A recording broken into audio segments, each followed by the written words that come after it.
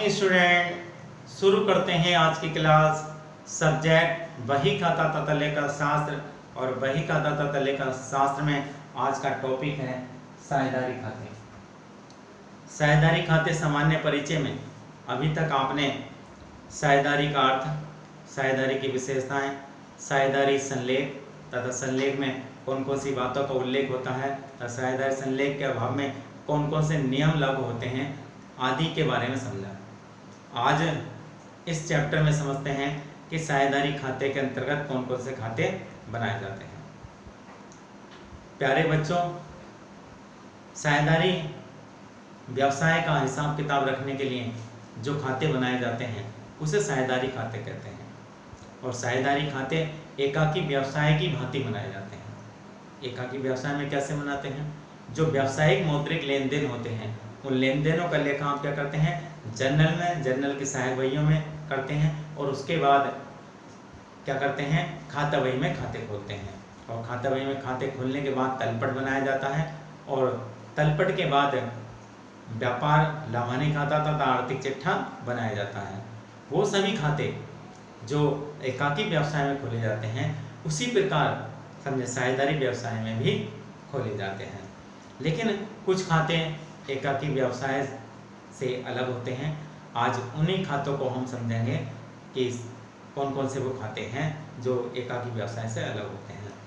तो पहला खाता है लाभानी समायोजन खाता या लाभानी नियोजन खाता।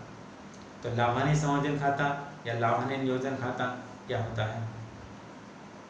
सकल लाभानी ज्ञात करने के लिए आप व्यापार खाता, शुद्ध लाभानी ज्ञात करने के लिए आप लाभानी खाता तथा आर्थिक स्थिति ज्ञात करने के लिए आर्थिक चिट्ठा बनाते हैं। अब ये जो लाभानी खाते से शुद्ध लाभानी ज्ञात हो जाता है। अब एकाकी व्यवसाय में क्या होता है, क्योंकि एक ही मालिक होता है, वो समस्त जो लाभानी होता है वो एकाकी, क्योंकि मालिक एक ही है तो उसके पूंजी खाते में हस्तांतरित हो जाता है। वहाँ लाभ का बंटवारा करने की आवश्यकता ही नहीं होती। लेकिन यहाँ लाभ का बंटवारा करने की आवश्यकता होती है। जो शुद्ध लाभ आया है वो सभी साझेदारों के मध्य बांटा जाएगा, लाभानी अनुपात में उसको बांटा जाएगा। और उस बांटने के लिए जो खाता बनाया जाता है उस खाते को क्या कहते हैं हम? लाभानी समायोजन खाता या लाभानी नियोजन खाता कहते हैं। अर्थात साझेदारों के मध्य लाभानी का बंटवारा करने के लिए जो खाता बनाया जाता है उसे लाभानी समायोजन खाता या लाभानी नियोजन खाता कहते हैं। इसको अंग्रेजी में प्रॉफिट एंड लॉस एप्रोप्रिएशन या एडजस्टमेंट अकाउंट कहा जाता है। ये लाभानी खाते की तरह बनाया जाता है। इसके एक नाम मात्र खाता है। इसके दो पक्ष होते हैं, डेबिट पक्ष और क्रेडिट पक्ष। इसके क्रेडिट पक्ष में शुद्ध लाभ जो लाभानी खाते से आया है उसको क्या करेंगे, उसको क्रेडिट पक्ष में दिखा देंगे बाय नेट प्रॉफिट। ठीक है। उसके बाद जो साझेदार से अगर कोई प्राप्ति है, जैसे इंटरेस्ट ऑन ड्राइंग है, तो इंटरेस्ट ऑन ड्राइंग को भी हम क्या दिखाएंगे, क्रेडिट में दिखाएंगे। और अधिकांश ये दो ही आइटम ज़्यादातर होते हैं, बाय नेट प्रॉफिट और बाय इंटरेस्ट ऑन ड्राइंग, अगर आरण पर ब्याज है तो। ठीक। इसके अब क्रेडिट पक्ष में क्या है, उसका क्रेडिट पक्ष में दिखा दिया। ये क्या क्या दिखा दिया आपने? नेट प्रॉफिट और इंटरेस्ट ऑन ड्राइंग। उसके बाद डेबिट पक्ष में क्या क्या दिखाएंगे, जो लाभानी खाते में समायोजन होने से रह गए उन आइटम को यहाँ डेबिट पक्ष में दिखाया जाएगा, क्योंकि इसमें समायोजन भी करना है। अगर कोई समय, जैसे कि साझेदार का वेतन रह गया है तो साझेदार का वेतन दिखाया जाएगा। इंटरेस्ट ऑन कैपिटल, जो पार्टनर्स हैं उनके इंटरेस्ट ऑन कैपिटल दिखाया जाएगा। इंटरेस्ट ऑन लोन दिखाया जाएगा। साझेदार का बोनस कमीशन दिखाया जाएगा। ठीक। जो भी समायोजन होने से रह गया, क्योंकि समायोजन के बाद जो लाभ आएगा उसी लाभ को सभी साझेदारों में लाभ हानि अनुपात में बांटा जाएगा। तो डेबिट पक्ष में क्या क्या दिखाएंगे, interest on capital, interest on loan, साझेदारों का वेतन, बोनस, कमीशन।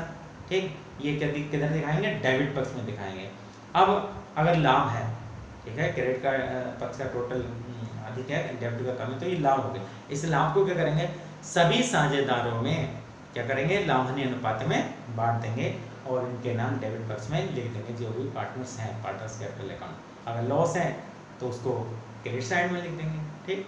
तो इस प्रकार ये साझेदारों के मध्य लाभ हानि का बंटवारा करने के लिए जो खाता बनाया जाता है उसे लाभ हानि समायोजन खाता यह लाभान्य नियोजन खाता कहा जाता है। प्रॉफिट एंड लॉस एप्रोप्रिएशन या एडजस्टमेंट अकाउंट आपका बनकर तैयार हो गया। अब दूसरे खाते साझेदारों के पूंजी खाते। एकाकी व्यवसाय में क्या केवल एक साझेदार होता है, एक ही व्यक्ति मालिक होता है, तो उसी का खाता बनाया जाता है पूंजी। लेकिन यहाँ कई साझेदार होते हैं, तो जितने साझेदार होते हैं उनके अलग अलग कॉलम बनाते हैं। अगर 2 साझेदार हैं तो 2 कैपिटल अकाउंट में 2 कॉलम बनाएंगे। राम श्याम है तो राम और श्याम के अलग अलग कॉलम है। 3 है तो 3 कॉलम बनाएंगे। मतलब पूंजी खाते खानेदार रूप में बनाया जाना है। और पूंजी खाते के 2 पक्ष होते हैं, डेबिट और क्रेडिट पक्ष होता है। अब यह पूंजी खाते भी 2 प्रकार के हैं, स्थिर स्थायी पूंजी खाते और परिवर्तनशील पूंजी खाते। ठीक, कुछ ना क्या रखा तो परिवर्तनशील पूंजी खाते मानकर उनको बनाते हैं। कैसे बनाते हैं पूंजी खाते? पूंजी खाते क्रेडिट पक्ष में जो जितना उन्होंने पैसा लगाया है, जो पूंजी खाते का बैलेंस है, जो पैसा उन्होंने लगाया है उसको क्रेडिट साइड में दिखाएंगे। ठीक, इंटरेस्ट ऑन कैपिटल, साझेदारों का वेतन, कमीशन, लाभ, ये सब क्या दिखाएंगे हम क्रेडिट साइड में दिखाएंगे। वो ड्राइंग और इंटरेस्ट ऑन ड्राइंग डेबिट पक्ष में दिखाएंगे। ठीक, अगर हानि है तो वो भी डेबिट पक्ष में दिखाएंगे। इस प्रकार ये साझेदार का जो कैपिटल अकाउंट बन जाता है, जो बैलेंस आएगा, ठीक है, तो ये बैलेंस हम निकाल देंगे। ये परिवर्तनशील पूंजी खाते हैं, जिसमें पूंजी के साथ साथ जो और समायोजन है वो भी लिखे जाते हैं। ठीक है, जैसे साझेदारों का पूंजी पर ब्याज है, आहरण पर ब्याज है, साझेदारों का वेतन कमीशन है, ये और ये लाभानी है, ये भी साझेदारों के पूंजी खाते में लिखे जाते हैं। तो इस प्रकार के जो खाते होते हैं उनको परिवर्तनशील पूंजी खाते कहते हैं। अब स्थायी पूंजी खाते, जब साझेदार के मध्य समझौता हो जाता है कि स्थायी पूंजी खाते रखेंगे, जो पूंजी लगाई है वही हम दिखाएंगे और बाकी जो समायोजन है उसके लिए अलग खाता खोलेंगे। ठीक, तो ये जब ऐसा समझौता किया जाता है तो उसे स्थायी पूंजी खाते कहते हैं। इसमें क्या किया जाता है, जो पूंजी लगाई है वही दिखाया जाता है, बाकी जो ये पूंजी पर ब्याज, आहरण पर ब्याज, साझेदार का वेतन कमीशन, ये इसमें नहीं दिखाया जाता। अगर इनके पूंजी में अगर वृद्धि कमी हुई तो वो तो दिखा सकते हैं, बाकी ये समायोजन इसमें नहीं किए जाते। तो इस प्रकार के जो खाते होते हैं ये स्थायी पूंजी खाते कहलाते हैं। और जब स्थायी पूंजी खाते होते हैं तो चालू खाते भी बनाए जाते हैं। क्या बताया हमने कि जब स्थायी खाते होते हैं, पूंजी खाते क्या होते हैं, स्थायी होते हैं, स्थायी पूंजी खाते होते हैं, तो ये और समायोजन के लिए इंटरेस्ट ऑन कैपिटल, ड्राइंग और इंटरेस्ट ऑन ड्राइंग, साझेदारों के वेतन कमीशन के लिए जो खाता बनाया जाता है उसे चालू खाता कहा जाता है। तो चालू खाते कब बनाए जाएंगे, जब पूंजी खाते स्थायी होंगे। अब तीसरे खाते हैं साझेदारों के चालू खाते। अभी हमने आपको बताया कि साझेदारों के चालू खाते कब बनाते हैं, जब पूंजी खाते स्थायी होंगे। ठीक है, क्वेश्चन में बताएगा, अगर क्वेश्चन में कुछ नहीं कह रखा तो पूंजी खातों क्या माना जाएगा, परिवर्तनशील माना जाएगा। ठीक है, और अगर क्वेश्चन में डायरेक्शन दे रखा है, क्वेश्चन में कहाँ है, तो स्थायी पूंजी खाते क्वेश्चन में बताएगा स्थायी है न स्थायी। जब अगर क्वेश्चन में कुछ नहीं कहा है तो क्या मानेंगे, परिवर्तनशील पूंजी खाते मानेंगे। ठीक है, और अगर कह रखा है तो स्थायी पूंजी खाते। और जब स्थायी पूंजी खाते हैं तो उस दशा में चालू खाते भी बनाए जाएंगे, पार्टनर्स करंट अकाउंट। और partners current account capital account की तरह बनाए जाते हैं। इसके भी 2 पक्ष होते हैं, डेबिट और क्रेडिट पक्ष। इसका अगर बैलेंस दे रखा है पहले से क्रेडिट या डेबिट तो क्रेडिट डेबिट में लिख देंगे।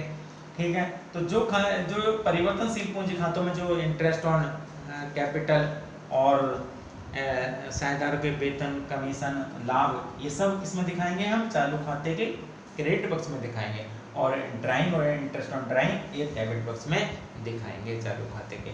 तो चालू खाते कब खोले जाते हैं, जब पूंजी खाते स्थायी होते हैं। कैसे खोले जाते हैं, जिस प्रकार पूंजी खाते बनाए जाते हैं उसी प्रकार साझेदारों के चालू खाते बनाए जाते हैं। इसके बाद चौथे खाते हैं आहरण खाते, ड्राइंग अकाउंट। अब जब साझेदार बार बार आहरण करते हैं, माल या नगद राशि अपने निजी प्रयोग के लिए निकालते हैं तो उसे आहरण कहते हैं।